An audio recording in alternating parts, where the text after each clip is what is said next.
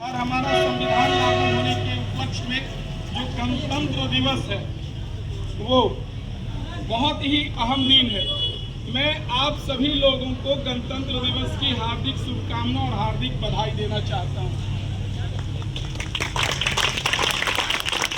हमारे उपस्थित सभी सुधीजन, हमारे सभी प्यारे प्रशिक्षु, हमारे गायक परिवार से जुड़े हुए सभी अंशधारक, सभी लोगों को गणतंत्र दिवस की पुनः बहुत बहुत बधाई, बहुत बहुत शुभकामना। संविधान जिस तरह किसी भाषा को नियंत्रित और उसको विधिवत करने के लिए व्याकरण की आवश्यकता होती है, उसी तरह किसी भी व्यवस्था को चलाने के लिए एक विधान की आवश्यकता होती है, एक नियम की आवश्यकता होती है। हमारे अपने जीवन को भी चलाने के लिए एक नियम, एक अज्ञात नियम जो लिखित हो या अलिखित हो, हम लोगों को अपने जीवन को आगे बढ़ाने के लिए कुछ न कुछ सोचना पड़ता है, कुछ न कुछ एक नियम बनाना पड़ता है। हम इतने बजे उठेंगे, इतनी देर पर ये काम करेंगे, ये सारी चीज। तो देश इतनी बड़ी चीजों के लिए संविधान की आवश्यकता क्यों है, इसमें बहुत ज्यादा बताने की आवश्यकता नहीं है। पुराने जमाने में जो सबसे पहली बार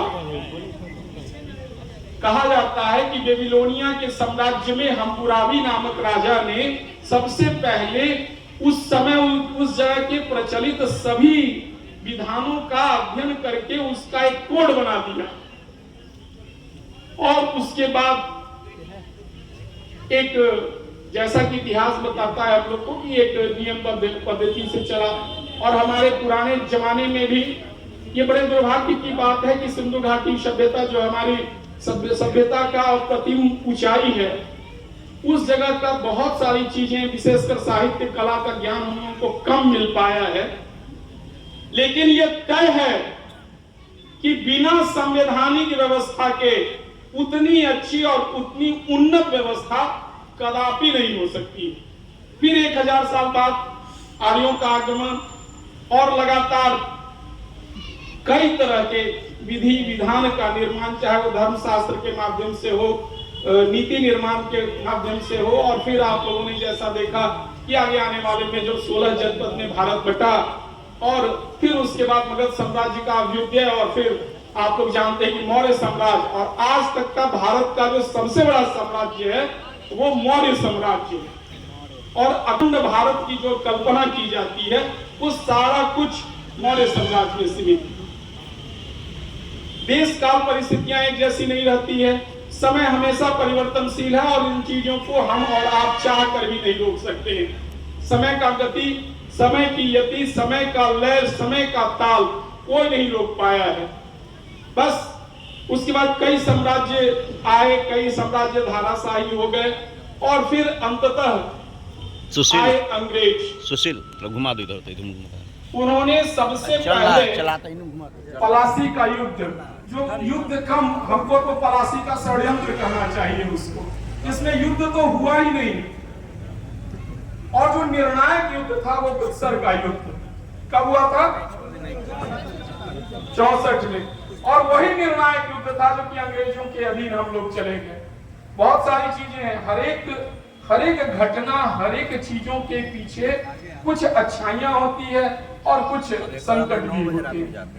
1773 बस वही से आज के संविधान की नींव पर है। हालांकि वही एकमात्र आधारशिला नहीं है, हमारे अपने भी देश की संस्कृति है, हमारी अपने देश की सभ्यता है, हमारे देश का भी अनेक नीति निर्माण है। और धीरे धीरे बढ़ते बढ़ते 1857 जो एक महत्वपूर्ण, जिसके 1857 की क्रांति हुई, और जिसके कारण की ये ईस्ट इंडिया कंपनी की सत्ता पूरी तरह से महारानी के सत्ता के अंतर्गत चली गई। और अभी का जो संविधान है, अधिकांश संविधान भारतीय संविधान अधिनियम 1935 बस, और उसके बाद हमारे जो मानव कहिए जो स्वतंत्रता सेनानी, जो समाज सेवी तात्कालिक रूप से थे, और एक संविधान सभा का गठन हुआ और उसके द्वारा जो संविधान का निर्माण हुआ, ये एक बहुत बड़ी अप्रत्याशित घटना है। और जैसा कि आप लोग जानते हैं कि भारत का संविधान विश्व का सबसे बड़ा संविधान, लिखित संविधान। Yes sir. निश्चित रूप से इसको आपको पढ़ना चाहिए, इसका अध्ययन करना चाहिए। और एक चीज हमेशा याद रखिए कि कोई भी देश, कोई भी परिवार आगे तब बढ़ सकता है जब उसका पहले सांस्कृतिक विकास होगा। आर्थिक विकास, राजनीतिक विकास से भी ज्यादा जरूरी है सांस्कृतिक विकास।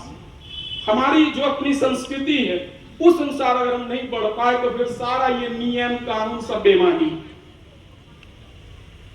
आखिर कुछ न कुछ तो हमारा लक्ष्य, कुछ न कुछ उद्देश्य तो होना ही चाहिए। और इन सबके साथ अंत में संविधान 26 नवंबर 1949 को तैयार हो गया और 26 जनवरी 1950 को इसे लागू किया, देश में लागू कर दिया गया पूरी तरह से। ये बहुत बड़ी घटना है। संविधान, विधान मतलब नियम और संविधान का मतलब सबके लिए समान नियम। किसी भी जाति, वर्ग, धर्म, क्षेत्र, रंग, रूप के आधार पर कोई विभाजन नहीं किया जाएगा और सभी के लिए कोई भी नियम बराबर होगा। ये सबसे बड़ी चीज है भारत के संविधान की। और आज हम और आप जो इस स्थिति में पहुंचे, निश्चित रूप से हम लोगों के देश का, हम लोग के समाज का, हम लोग की संस्कृति का विकास हुआ है, तो इसमें संविधान का एक बहुत बड़ा योगदान है। हम आप लोग को आह्वान करते हैं कि आप जिस क्षेत्र के हो, चाहे आपका घर सारण जिला हो,